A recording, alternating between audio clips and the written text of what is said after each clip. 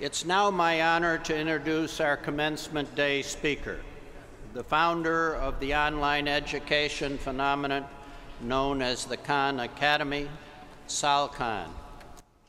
Sal earned 3 degrees from MIT, a bachelor's in mathematics, as well as a bachelor's and master's degree in electrical engineering and computer science, rounding out his education with an MBA from Harvard. Sal began his career as a hedge fund analyst. Within a few years, however, he discovered, quite by accident, what has become his calling.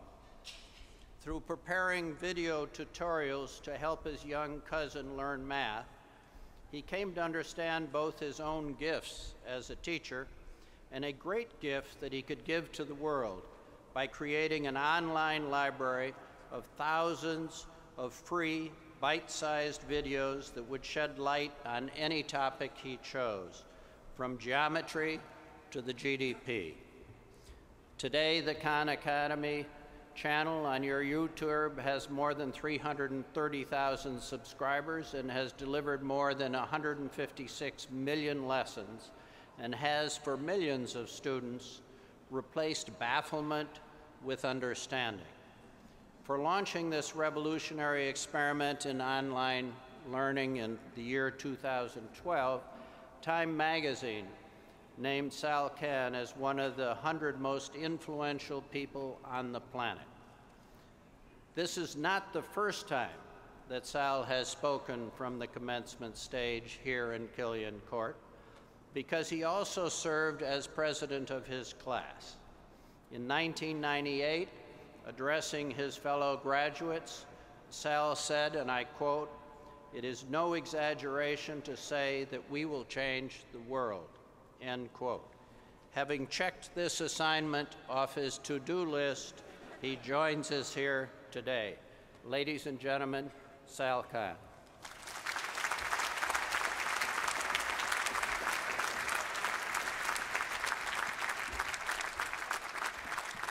No, this is really a surreal, a deep honor to be here for a whole set of reasons. And as was introduced, obviously MIT's played a big role in my own life, but I think a much deeper role than many of y'all might appreciate. Some of you might remember in the late 90s, kind of when the first internet boom was happening, there was a lot of talk about online education. And most of the conversation back then about online education, actually not too different than now, was around how to profit off of it, how to make money off of it, or some institutions were thinking about how to defend against it, or at least kind of sit on the sidelines and see how everything played out. And all of a sudden MIT jumped into the mix, 2001, and announced MIT OpenCourseWare. That it was going to take knowledge and resources that used to be behind the walls of elite institutions and not charge for them, but give them away for free to the world. And instead of saying, how can we profit off of this, MIT said, well, there are some things that are higher than that. There are some things that if we could empower an unlimited number of people for all of time maybe, that's something that we would be willing to spend resources on. And when that happened, you know, I was just a couple of years out of college working at a tech company in San Francisco. I had no idea that my own career adventure would lead to what I'm doing now, but when I read that press release, I had never been so inspired. I had never felt so proud to come from this community. And frankly, a couple of years later, when the videos that I had made for my cousins, it became clear that people whom were not my cousins started watching. There was talk of, well, this could be a business. I was in Silicon Valley. This is what it was all about. I worked for a hedge fund, a very for-profit organization. But it was the memory of how I felt the first time I read that press release about OpenCourseWare and what OpenCourseWare had become that really gave me frankly, the clarity to understand what Khan Academy could be, that it could be this institution that could reach everyone and that should transcend ideas of profits and businesses. And I say this not just to show the connection that it had for Khan Academy, but there's kind of a meta-level idea here that these days you hear a lot of universities and institutions talk about teaching ethics, teaching morality, instilling that when they'll take classes on it and tell you to read about it. But MIT actually did it. MIT actually lived by its actions. It actually put principle over profit. And it's continuing to do it. Now with MITx, now edX, in concert with Harvard, it's continuing to push the envelope. And I'm just in awe of, it feels like we're living in a science fiction book of what might happen in education in the next few years. But my connections to MIT go even deeper than that. Obviously, I went here, but my wife also graduated from MIT, class of 2001. The president of Khan Academy and chief operating officer, he was my roommate freshman year at Next House. That's room 343 for the 2 or 3 of you who might have shared that room at some point. One of our board members went to MIT. His wife went to MIT. And so I'm just starting. That's just a small sample of all of the people we know at MIT, but maybe even more surprisingly, the fact that of the people we know from MIT now, 90% of them are married to each other. And anytime you have this type of love come from one place, I think one should introspect, as romantic as the infinite corridor may be. And you know, I've seen such extreme coupling here that I've often suspected that this whole place might just be a front for some type of DARPA-funded breeding project. Someone knows what's going on up here. But there are simpler explanations.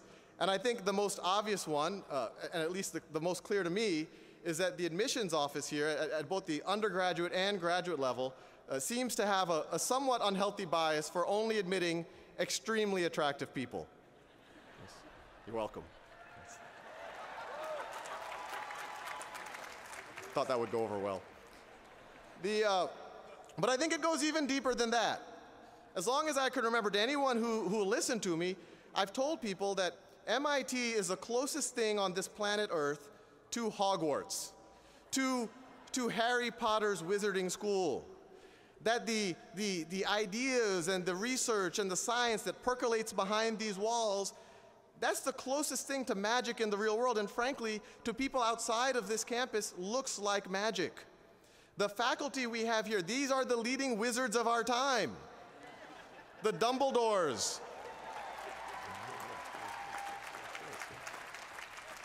The Dumbledores and McGonagalls, and I guess President Hockfield, you would be McGonagall. The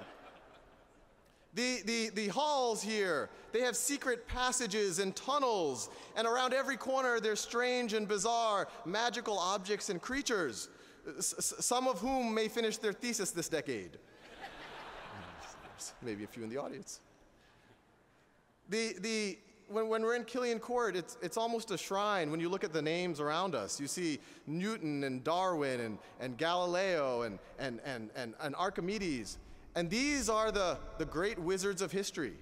And they remind us that we have inherited an ancient tradition, an ancient art, one that for much of history, and even now today to some degree, has always been sometimes vilified or suppressed by forces of ignorance, but despite that has always shone through and has been, at least in my mind, the prime cause of human advancement.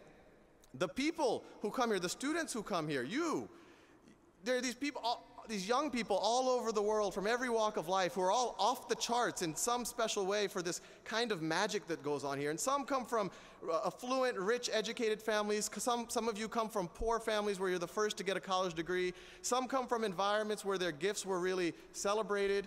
Some come from environments where, frankly, most of their life they had to hide their passions, their gifts, for fear of looking different. But they come here suspecting that this might be a place where they can spread their wings, where they can explore the world, they can finally look with clarity at the mysteries of the universe, the magic of everything that surrounds us. And MIT, I think, delivers on that. It opens our minds to what's possible, and even more uniquely, it pushes us. And I do believe that MIT pushes us harder than probably any other institution in the world. But when you do that, you take someone to another level. You take them truly to recognize what they're capable of. And I think that there's another side effect going to why there's so much love here. When you have people, regardless of what they look like superficially or where they come from or what type of background they come from, but they all have that same core desire to understand the universe. They all have that same core desire to push humanity forward. And you bring them all together into a community like this. And then you push them in a frankly very intense environment. You cry together, you laugh together, you procrastinate together, you have sleepless nights together, you wander the halls together.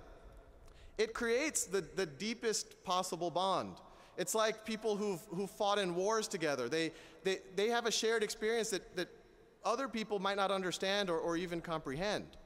And because of that, the rest of your life, you will feel connected to other MIT people. And you will want to be around them, and you will seek them out. And if you're in kind of a mixed group of people, and you hear someone not from MIT start talking about how impossible something is, how hard something is, how difficult something is, you'll seek out the other MIT person in the room and catch a glance, and you'll both share a little smirk. And while you're doing that smirk, if they are your preferred gender, you might see a certain twinkle in their eye and realize that you are irresistibly attracted to them. So coming here, it really does feel like I've come to a family that I'm deeply connected, a family that I truly love. And I hope to just give you some appreciation for the potential that you guys are about to leave with. And when I said that 14 years ago at my commencement, you know, it was kind of an idea on paper, but now I've seen what my peers in my class above and below me have done, and it's really been nothing short of amazing. And with that, I want to give you a sense of internal strength and happiness, and not just because I care about you and I want you to be a happy person, but because I do believe that for you to really reach your potential, you really have to be centered and have a place to go when things get a little bit tough. And you should take all of this with a grain of salt. I'm not a lot older than most of you. I view me as your older brother or cousin or whatever. And what I'm about to say, these are things that I still try to live by, but I don't do. I'm at least as imperfect as any of you guys. But there are things that when I am able to do it, I have found work quite well. The first is to just be as incredibly and maybe delusionally positive as possible. It's a very cynical place out there sometimes, and that cynicism will eat at your energy and will eat at your potential. And to fight it, you should smile with every atom in your body. You should smile first thing in the morning. You should even force this is something that I actually do. If I'm in a bad mood, I actually force a smile. It releases things in your brain. You should smile with your mouth, your eyes, your face, your body, at every living and non-living thing that you see. You should recognize that the grass is greener on your side of the fence. And even in the 1% chance that it's not, just convincing yourself that it's greener will be a self-fulfilling prophecy.